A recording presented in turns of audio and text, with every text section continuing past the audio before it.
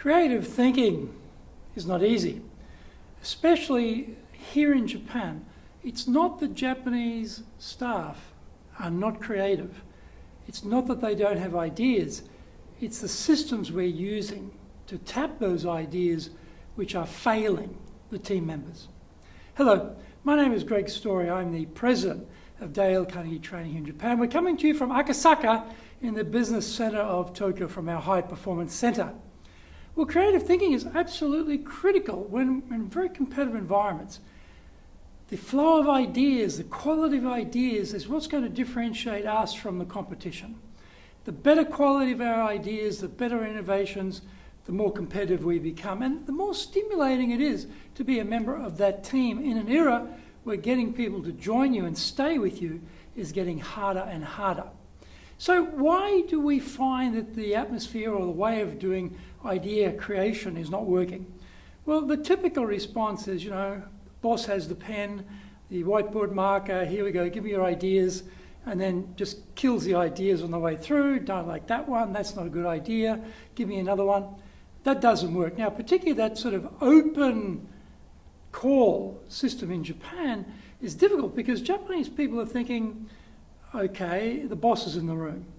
If I say something that's not really smart enough, am I going to damage my career options here?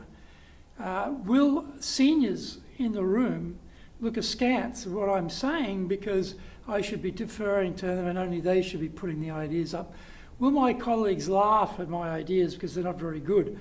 There's a whole lot of societal pressures applying to Japanese staff members which really impede them putting out ideas in that open call system. So don't do it that way. Simple idea, don't do it that way. Here's a better idea. Let people brainstorm in 100% silence. Now there's always going to be that proportion of people in a room who are quite comfortable with the open call system. They've got ideas, they've got confidence, they've got a big voice, and they're going to push those ideas out.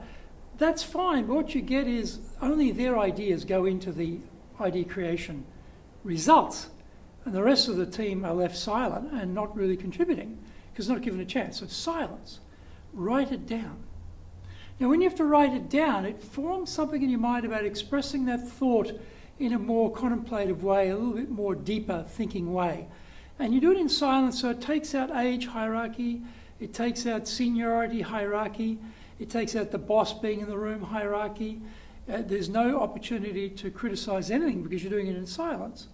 And then when you put the ideas up, again, put the ideas on a board there in silence, explain what the ideas are, start grouping similar ideas together in columns, all in, a little bit of discussion about what the idea is so people can understand it, but no debate, no discussion, no evaluation. And do this a couple of times. Now, top of mind thinkers, very quick, and most of us, we have a number of minutes to think. We're going to get to a certain level of ideas, and we think, oh, I'm done, I'm tapped out now. Very surprising. Every time we do this, in the next bracket of time, there may be a period of no activity, but then suddenly ideas start to come again, and more ideas come out. And then you think, okay, you get those ideas up and you discuss them and whatever. You think you're completely done, we're finished now. Go once more. Go once more. And you will be very surprised. Those ideas that come out at the end are often the best ideas because they've had the most time to percolate and develop. And also the deeper thinkers in the room have their shot. The deep thinkers are really processing through an idea, really working through it before they put it out there. In that quick top of mind, I got the pen, give me the ideas situation, they never get a chance to really participate or contribute because they're neglected. Don't neglect them. Let those ideas come out. Get them down at the end. We have a lot of creative ability here in Japan. There's absolutely no question about that. But our systems are suppressing the opportunity. Let's change the systems. And if we do that, we're going to have much richer ideas and a much better business and a much happier team.